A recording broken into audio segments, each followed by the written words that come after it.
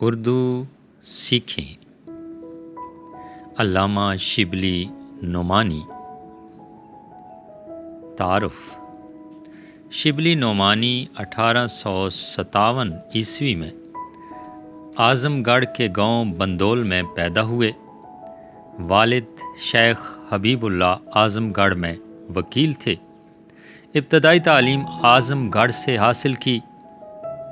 19 برس کی عمر میں حرمین شریفین کا سفر کیا۔ والد کے اصرار پر وکالت کا امتحان دینا چاہا، لیکن طبیعت کا رجحان نہ ہونے کی وجہ سے چھوڑ دیا۔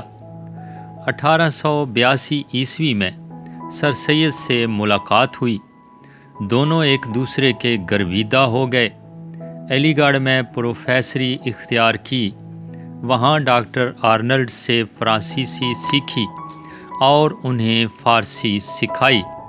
بعد میں علی گڑھ سے قطع تعلق کر کے ندوۃ العلماء کی بنیاد رکھی۔ ندوۃ العلماء سے اعظم گڑھ آئے اور دارالمصنفین قائم کیا۔ اس کے لیے اپنا کتب خانہ، باغ اور مکان وقف کر دیا۔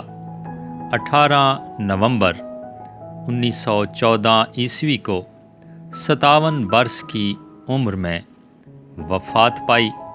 ادبی خدمات: سیرت و سوانح المامون، سیرت النعمان الفاروق، سیرت النبی صلی اللہ علیہ وآلہ وسلم۔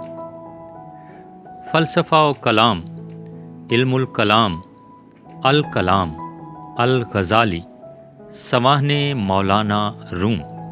ادبیات: موازنہ، انیس و دبیر، شعر العجم۔ سفرنامہ: سفرنامہ مصر و روم و شام۔ تاریخ: تاریخ اسلام، مضامین عالمگیر۔